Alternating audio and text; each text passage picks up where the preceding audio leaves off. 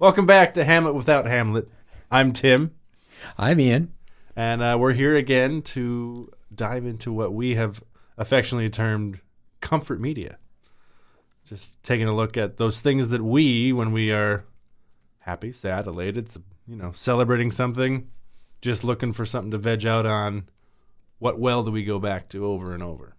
So, Ian, you want to kick us off? Well, certainly I'll be happy to kick off. The first one for me that came to mind when we picked this topic was Linkin Park and the album Meteora. And I just remember that was early. I was in the Air Force station in California, kind of figuring out life on my own. What was that like? I'd heard the first Linkin Park album, really dug it, and that one came out. I remember going to Best Buy. Day it came out. Had to wait till I got off work, but that's lame. And getting it, popping it in the car, and just on repeat for Lord knows how long. Mm-hmm. And again and again. And one thing I think that's something that's missing from modern media, if you don't get the whole album and you're just getting the short clips, I wonder how kids, what they're going to have as we move forward. Are they going to have some of those same things we have that we hold to and are so valuable to us? And music is something that I speak through that brings me alive, and I can listen to that just anytime. And depending on the mood that I'm in, there's different tracks that fit better. And there's times where I just put it on and just relax, enjoy, take the ride. And I've thought about this since we came to this topic. Why? What is it that... And I think there is something to that time in my life where it was beginning to figure out what life was and taking hold of who am I becoming? Where am I going in life? And it was I grew up very fast in that period of time, as that was just getting into the Air Force, just living on my own, just becoming me. So I think it's something whenever I find myself trying to transition through a new season, I think that's one of the times I go back to it the most, is in those kind of times of life, because it just brings me a peace and a calm that is there each and every time. And I know what I'm getting. I know where the ride goes. And I was listening to it today, prepping for this, and I think I enjoyed it as much as the first time I popped the album in. Mm-hmm. Just a great ride. So that's always been one that just, I think it really calms me through those changing seasons, is where that one really fills holes. As someone who knows Linkin Park, but I don't think I could say I've listened to a full album of theirs, could you share with me like the standout tracks or the list if you know it, or maybe your favorite sermon? I know you already mentioned that you kind of go back and forth depending on the mood, but yes, I think, and I might butcher the name of the song now, because is it Lying From You? Now I feel like I need to, like, anybody who's a Linkin Park fan is just going to call me out on this, and I feel like I'm totally failing. No, Lying From You. Yeah, that would probably, something about just the rhythm, and the song is really for me, it's a lot of talking about, to me, changing season, breaking away from something, changing from who people think you are or who you're called to be or who you think you're called to be. I think that, and now I might as well just like keep the track list up here. Because of course there's going to be Somewhere I Belong, classic hit, Faint, Breaking the Habit, Numb. I mean, it's just packed. But I think Lying From You is probably actually my favorite one off of there. But anytime I feel lost or like I don't belong, Yeah, it's corny. I'll go right back to Somewhere I Belong because it's a good reset. Just, I'm not alone. I'm not the only person that's trying to figure out where I belong or what's going on in my life. And it's a comfort in that. Faint is just one that you just need to thrash around a little bit and let out some angst and Breaking the Habit. I don't know that one calls to me so much because I enjoy it. It's a great time. Yeah.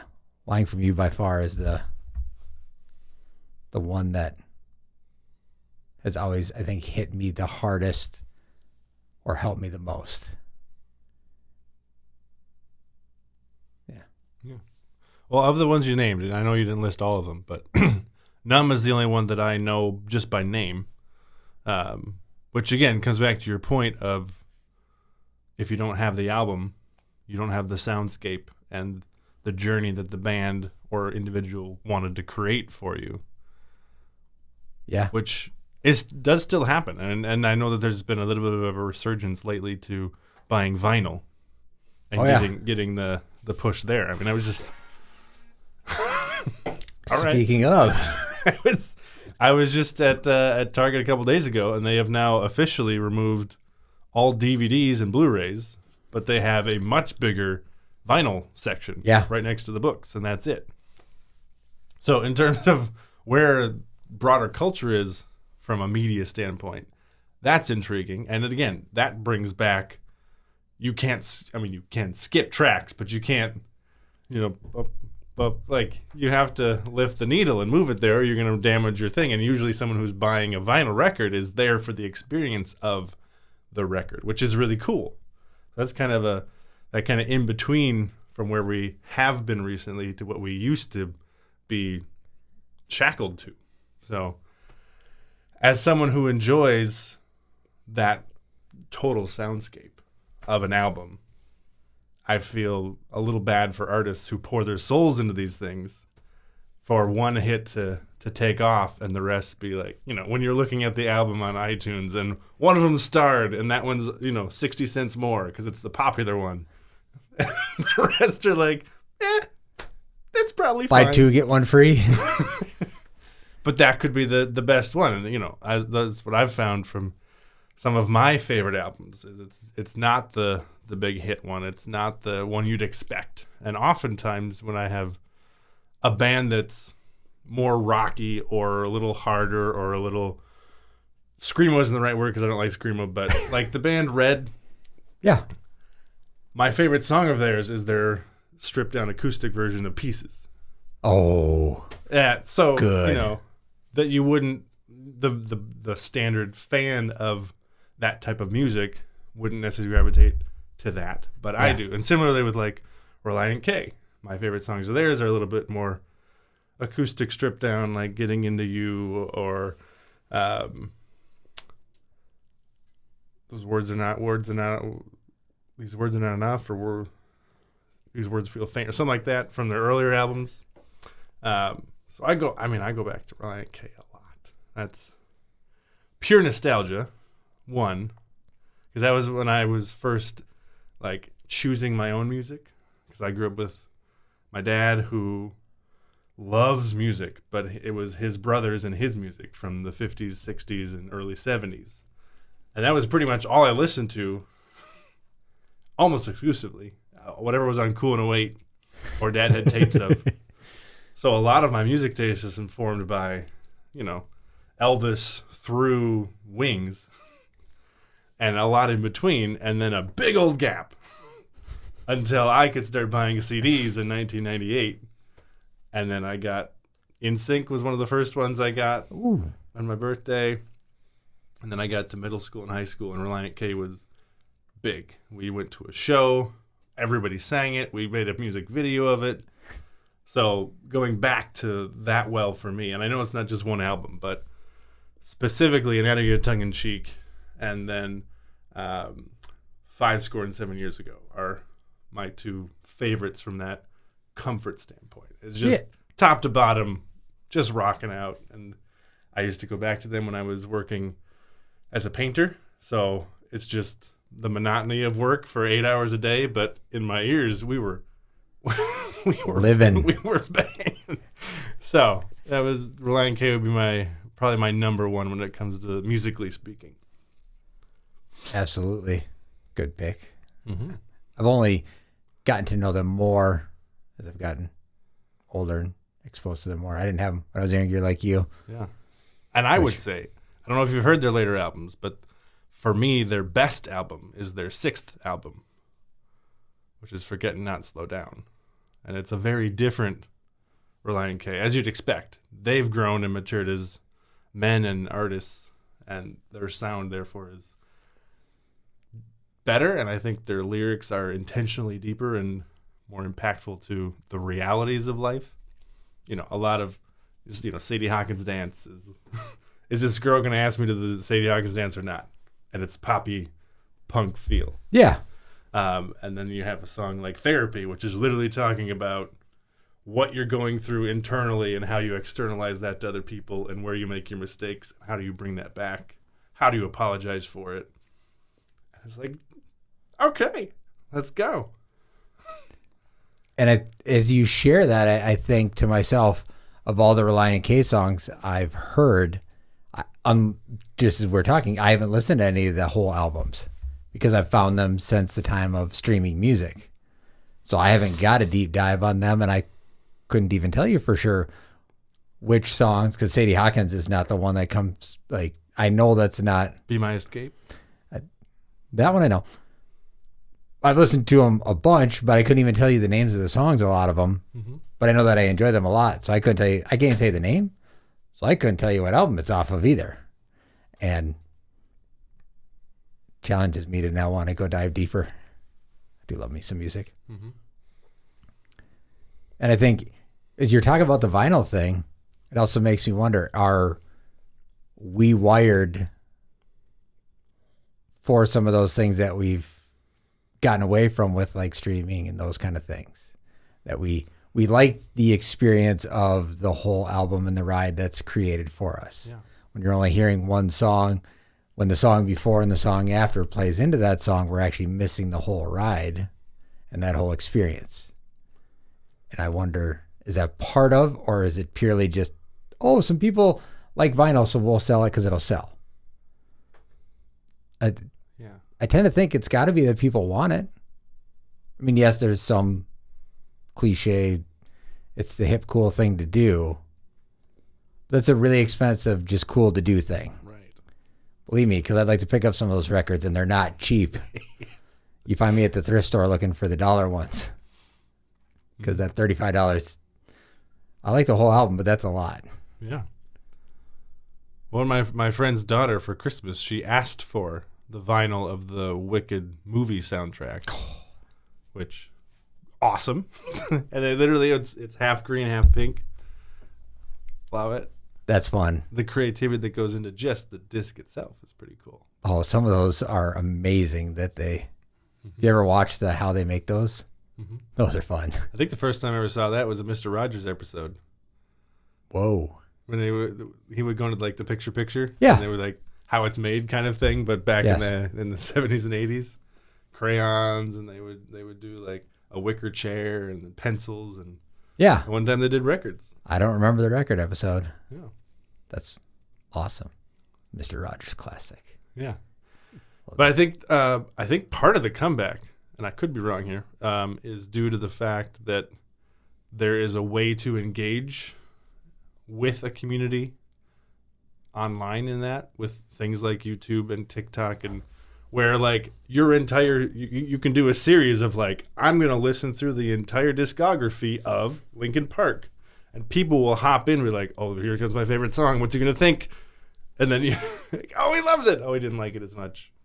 I mean, I know you and I have talked about this before, but I've watched a couple people who've never seen Hamilton, which is almost a 3-hour plus show, watch the entirety of Hamilton, even though I've seen it numbers of times, and yet the experience of watching it with them live, or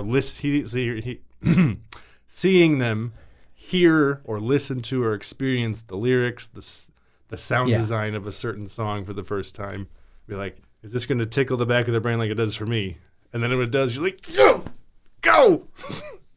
So that, again, you create connection about something that's been important to you for sometimes decades, and then find someone loving it or experiencing it for the first time is really cool. I think there's an aspect to that. I would agree. Mm-hmm. I would agree. So, yes, I spoke on one of my comfort medias. Yeah. Tangent a little bit. What do you got? I would say for me, Chuck,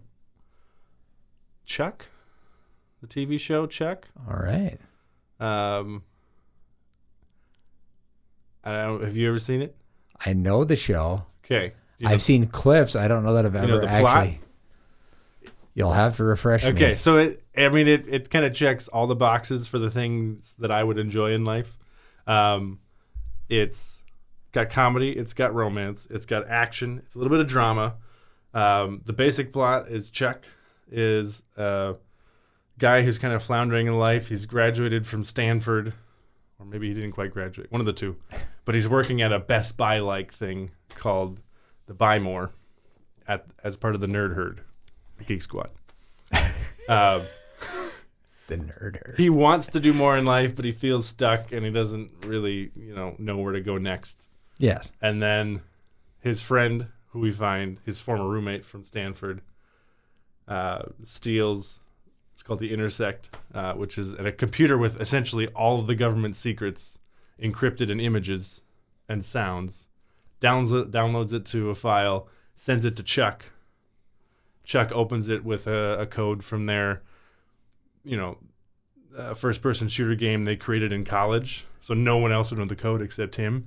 And he puts it in, and then it gets downloaded into Chuck's brain, but he doesn't know what it is.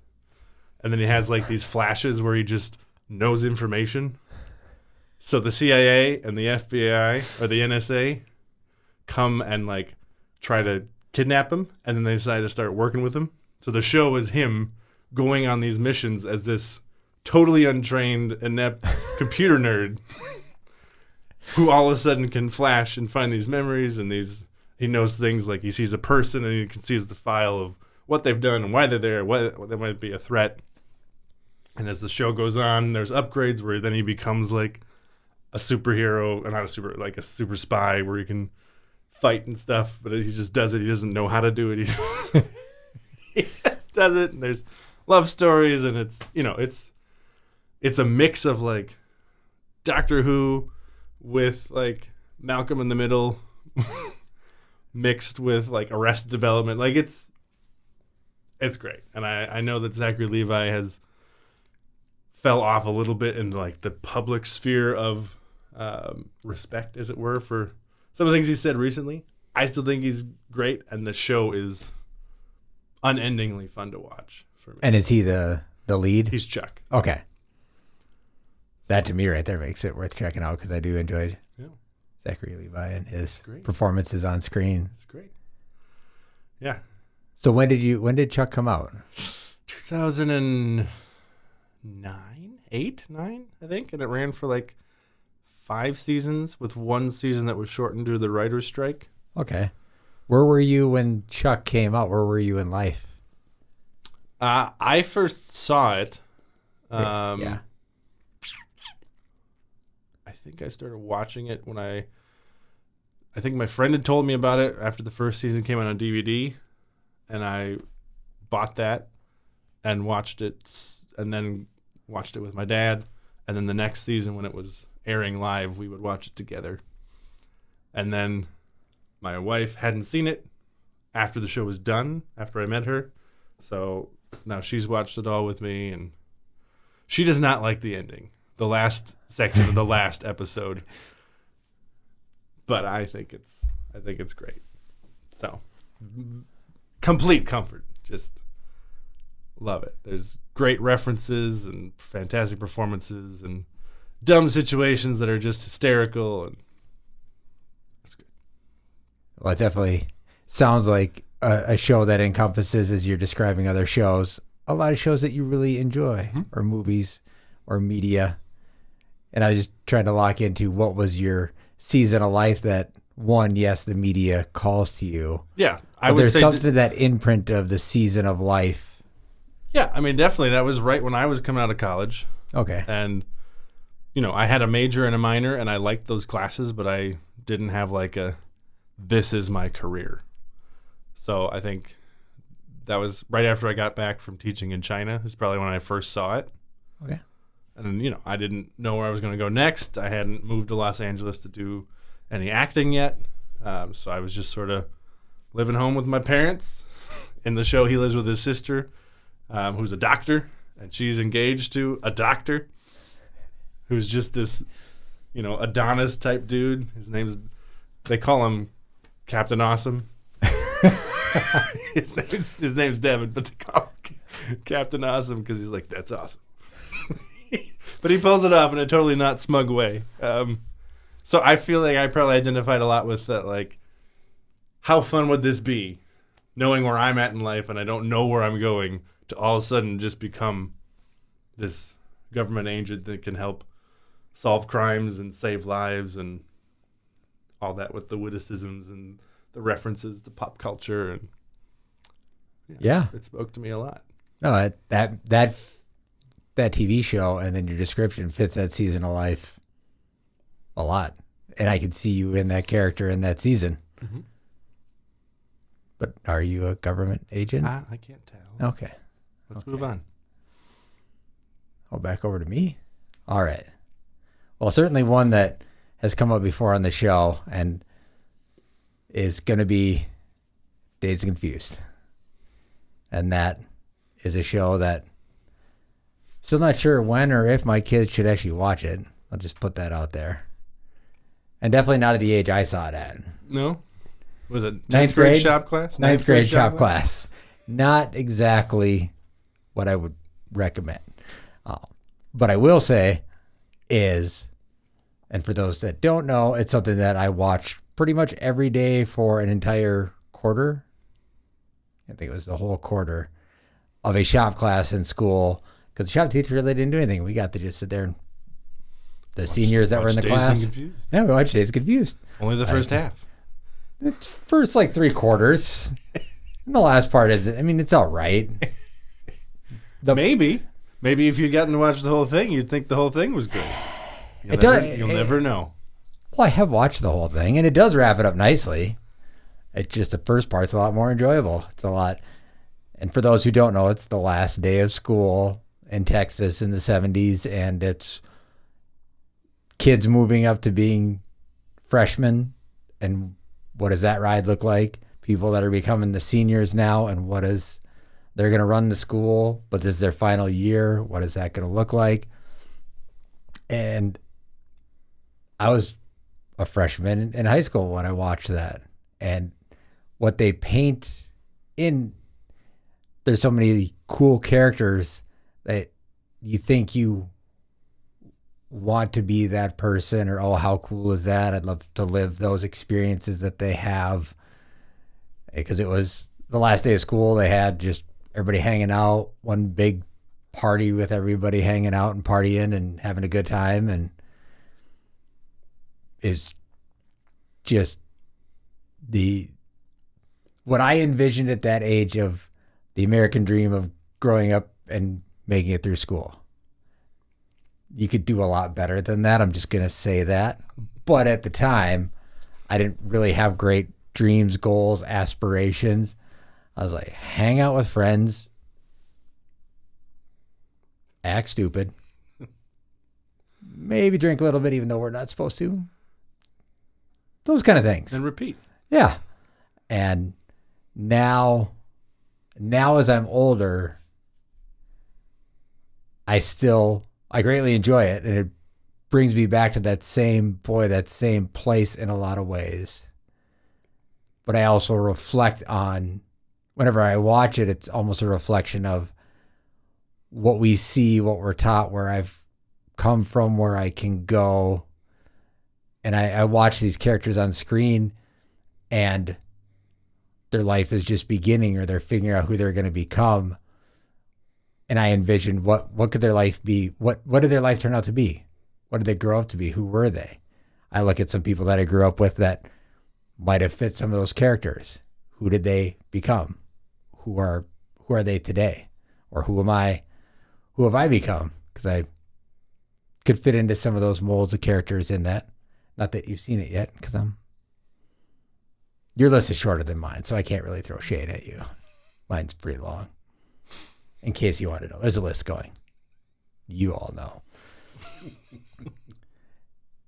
And it's as I progress through life, it's funny that I go back to it and I still enjoy it, and I can put it on anytime and enjoy the media. But it continues to evolve as I evolve through life and how I view it through that lens, which I think is a really cool thing about media and something that you carry forward, especially from such a young age. Mm-hmm. And you get to see it through so many different lenses and appreciate it in all the different seasons.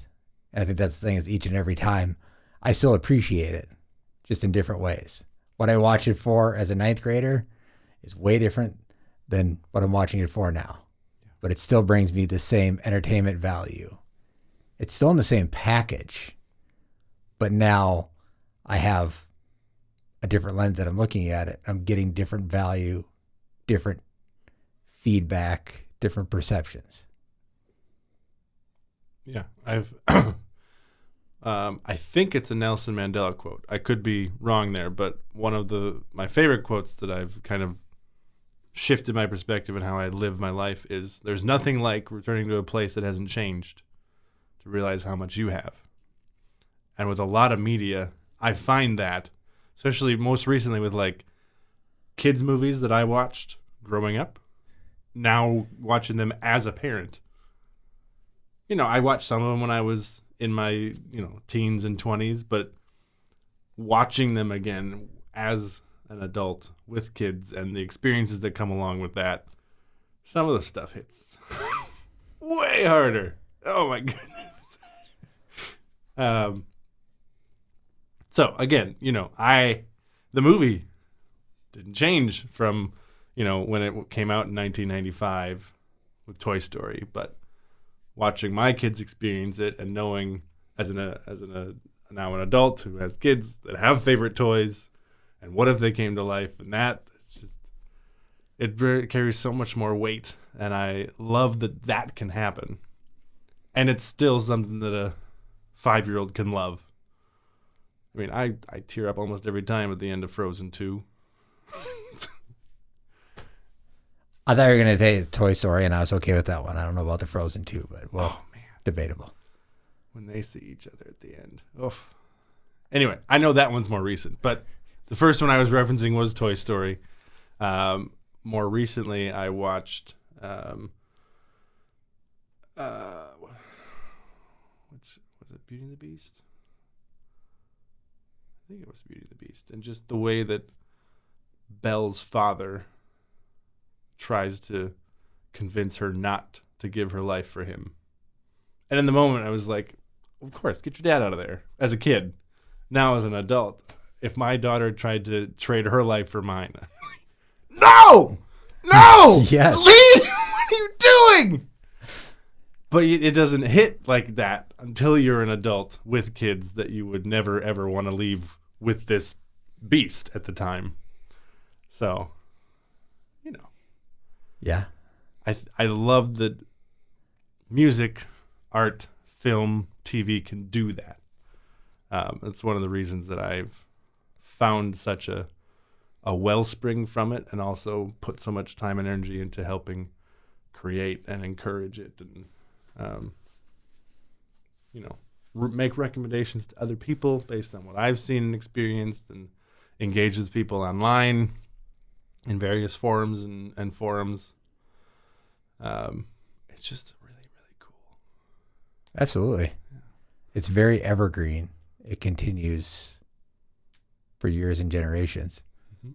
I mean, think about some of the Christmas classics that we all watch. They're not brand new, yet they still hold a special place for even kids today, 5, 6 years old. Want to watch A Christmas Story. How long ago did that come out? It's a Wonderful Life. Black and white. And kids today we'll still watch that. And it'll hold a spot. And then same thing. As we age and we watch these things again and again and see them through a different light and a different lens. It's an incredible thing about media. So you got one more over in your camp there to Yeah. And this bring one's a little in? harder for me right now because I can't really find a way to watch it. But the TV show Wishbone, I don't know if you ever watched that. It was on PBS from like Is that the dog? 1992 to like Yes. 1998 or something like that. Yes. Oh my gosh. And again, a lot of it for me was I didn't have a dog at the time and really wanted a dog. But I also really loved books. I really loved reading. I loved TV. And it was the mix of all of these that made, for me, these books come to life in a way that at the time I even could pick up that this is sappy and clearly that's a set and, you know, it's a dog in a costume. But I remember, like, by rote, like The Prince and the Pauper and Sherlock Holmes and Romeo and Juliet and, you know, The Red Badge of Courage and, like, and Tom and Huck and all these books that he went into that, again, as a kid who was way more visual than written for how I took things in and learned, that was amazing. And I still can't find a way. I haven't found a place to buy the series. And right now, the only place to watch it is on YouTube. And they're very grainy and not all the episodes are there. So I've watched one or two with my kids, which they've been fine with.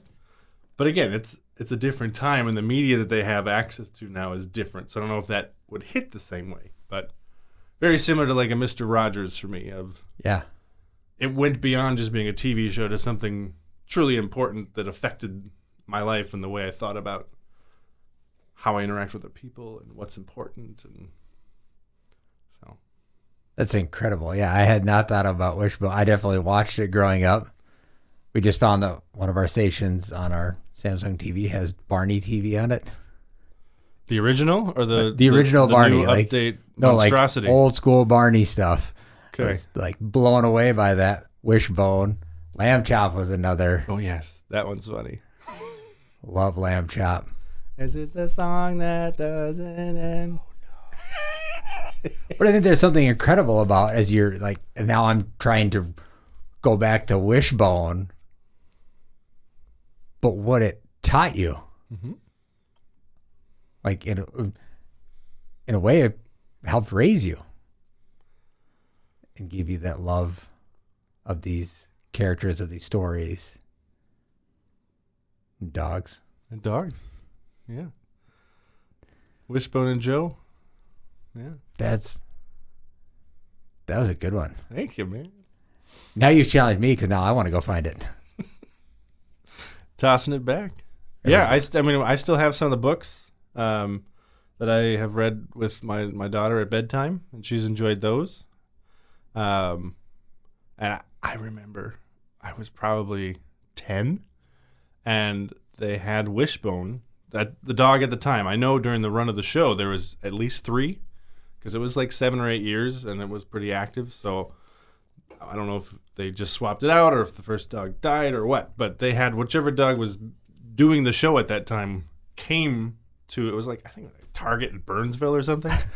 And it was part of like Come Adopt Pets, and he was the pole. And it was like, it was Wishbone. That was a really core memory for me that my mom and dad took me to that. And That's awesome that they did that too. yeah. So I actually still have, I can't imagine it's worth any money, but I have a couple Wishbone action figures still in the box. In the box, that's impressive. Mm-hmm. Mine would not be in the box. I don't have that. As a kid, I definitely did not have that discipline. What's the story, Wishbone? What's that? That's a good one. Thinking of? Shake a leg now, Wishbone. Let's wag another tail.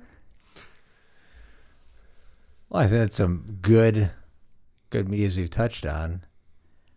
And David, as you're over here producing, I'm just curious to your thoughts on if you have anything that you would add in of medias for you, or just thoughts. Why do you think these medias mean so much to us or call to us, or What are your thoughts over there? Yeah, well, I mean, why they call to us. A lot of it is what comes to us in our formative times, and what raises us. You talked about media kind of being an influence on the way that we think. So as I think through these things, one of them for me was Tool, specifically the Lateralis album was a big deal for me. And you could sequence that album in different ways and have a very different journey. They set it up that way. Huh. So you could listen to it straight, but there was another way where you could change the order on an MP3 player and have a very different experience. You could machete it. And then Symphony and Metallica is another one that I kept going back to. Are you familiar? Yeah. Yeah. So Metallica with the LA Symphony Orchestra did these wild versions of their songs with all of the instruments in the background. Is really, really cool. So I got that live album as well. Those were both really great. And then I bought Death Magnetic, and I was not as impressed with that one. I liked it a lot. Lots of core songs there, and I still go back to that album occasionally now too. But yeah, so for me, like there's some Smashing Pumpkins in there. There's some Linkin Park in there that I go back to. But how much I want to expose my kids to that too. You mentioned that, right? If I look one album earlier in Tool's stuff, 10,000 Days, there are definitely several songs on that album that I'm not playing for my kids. The lens has changed. Well, yes, but also at the time, like I wouldn't have been caught listening to some of those things on that 10,000 Days album at the time. So, yeah, because I mean they're talking more explicitly about explicit topics. So, but yeah, I mean, lots of just really highly analytical stuff. And then one other thing that's been really fun for me is that Disney re-released all the X-Men seasons and then started up X-Men 97, which is a sequel to the series from the 90s. So that's been fun to revisit just recently. And Tim, you mentioned, both of you guys mentioned seeing it with different eyes as you get older. Some of the underlying themes and a lot of the Marvel stuff, but just kind of superhero stuff in general. There's some really interesting themes in there. The transhuman theme and kind of what we become. So, yeah, we talked about maybe talking about some data or some psychology of it.